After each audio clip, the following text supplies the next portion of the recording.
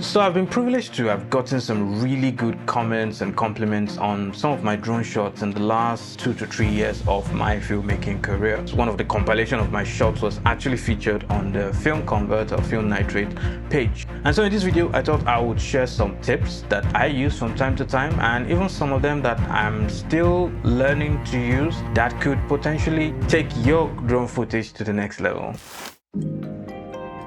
Drone or camera movement. You need to think about your shots like you would with any other camera on a tripod or a slider or a crane. You know, the movement needs to have a beginning and an end. Are you sliding to the left or right? Are you booming up or down? Pushing in or are you pulling out? Panning left or are you panning right? Same thing applies, but this time around you are up in the air. There is nothing that screams amateur like seeing where your shot is being adjusted right in the middle of your shot. It's just really bad and unprofessional and uncinematic. Composition, think about foreground. Just the way you always want to have foreground with your normal cameras, you should also think about foreground even with your drone shots. Use the foreground to reveal your main subject, to at least the subject area that you are trying to capture. You know, by doing this, it gives your shot a lot more depth, and it also adds some level of dynamism to the movement. You know, the movement is felt a lot more when you pass a foreground object as opposed to just pushing in without a foreground element or just pushing in on an empty space. Don't be in a hurry to take your drone too high. I can't count how many times I've seen people, once they turn on the drone, zoom, high up in the air. No, some of the best shots with a drone are actually gotten when they're a lot lower and closer to the subject than when they are way far away. Don't get me wrong, there are times where you need to go really far to show a vast space, but then more often than not, more of your shot should actually be a bit lower and closer to the subject than further away. And yes, we're getting closer to us crashing that drone, but hey, you want to get cinematic shots now? Well, that's the price you have to pay. You know, you have to take a little bit of a risk. Location matters a lot. Not all locations will look good, so just bear that in mind. It's not every location that you take your drone up and it will magically look good. Some locations will just naturally look better. So, have you filmed in Ibadan before? The roof of a particular building or an area might not look that nice from up there. So just going back to when we said don't be in a hurry to take the drone up there, sometimes keep it low. Sometimes those lower shots are a lot more dynamic. Shot angles and lighting. In terms of lighting, obviously the sun is your main source of light. The time of the day matters. You want to be filming either in the morning or in the evening when the sun is at an angle, when it's not fully up in the sky. That would be a really good time to film because the lighting would be much better than filming from, let's say, 11 to about 3 when the sun is really high up there. And the lighting doesn't look as good as it would if you've got those shots in the evening or in the morning. Of course, this thing, you may not have control over it and you just have to film it at whatever time that you're there. But if you're really going for the cinematic ones, then you want to be filming either in the mornings or in the evening. And then for short angles, you should have some basic angles to always fall back on. You know, regardless of the situation and regardless of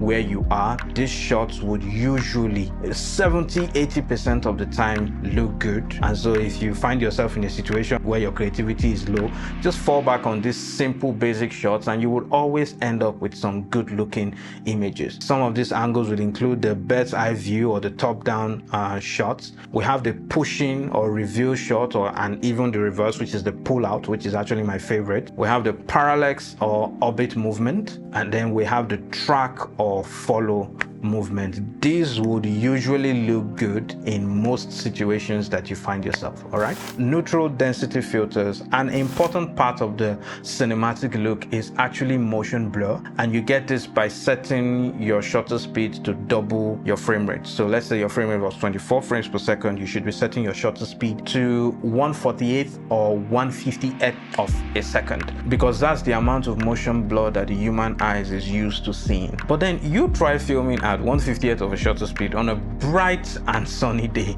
it will be overexposed, and then you would have to compensate by actually increasing your shutter speed, which would now put this unnatural motion blur which we're not used to. Hence, you now end up with footage that is not cinematic, and this is where ND filters now come in. ND filters are basically sunglasses for your drone's camera. They come in different strengths. My Mavic Air 2 Fly More combo, for example, came with 3 NDs: the NDs 8, NDs 16, and NDs 32. Just be careful when putting them on and taking them off. They can be tricky, and if you're not careful, you can damage the gimbal of your drone or the camera itself. Just hold the camera and twist the filter counterclockwise, that's to your left, and that's it. You're welcome.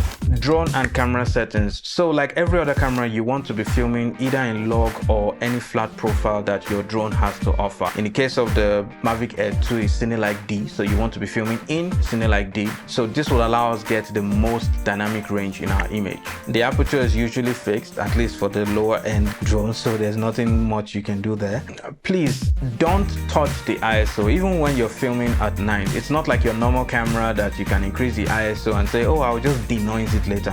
When you increase the ISO on your drone, it's not just increasing noise, the image, the quality of the image itself is seriously getting degraded. So for no reason should you increase the ISO. If what you're trying to film is too dark, then you might want to consider getting a higher end kind of drone, the one that can actually carry a camera, for example the A7S III. Get a good lens, put it on the A7S III, mount it on your drone, and you'll be able to get some really nice, beautiful night shots. But if you want to use the built-in camera to something like the Mavic Air 2, now talking about things that I don't do too much of, but it would actually take your drone to the next level, is filming in HDR. Now granted, not all drones have this, but filming in HDR can really take your image to the next level. For those of you who don't know what HDR means, HDR stands for high dynamic range. So your drone actually captures the image twice at 2 different exposures. So one exposure caters for the shadows and the other exposure caters for the highlights, and then it combines these 2 images into one. So you find a case whereby if you were to film something normally, you will probably lose information in the sky while trying to preserve the shadows. But when you film in HDR, you're actually able to keep the details in the shadows and also keep the details in the highlights. Now this is great, but it is not conducive for every single situation. Now the downside to shooting in HDR, as at now for the Mavic Air 2, I don't know about other drones, is that your camera settings goes into complete automatic mode. So the drone and the camera will be the one to determine your exposure. You have no control even over the picture profile. I don't know about you, but the thought that the drone is controlling every aspect of my image drives me crazy. I cringe. I cannot. Maybe I have control issues, I don't know, but I just can't do that. So if you must do HDR, do it in scenes that are relatively simple. Keep your shot simple. Try not to fly through things or try and do some reviews, because any change, the camera is automatically going to start changing the exposure and all of that, and that is just unprofessional. We spoke about your shots shifting in the middle of a shot. What's worse is your exposure and your settings changing in the middle of a shot. So that's one of the reasons why I don't do a lot of HDR. I would try and do much more of it, but it really is something that would actually take your drone shots to another level. So if this video has been helpful to you, do subscribe to this channel for more content like this. Smash that like button, and bye for now.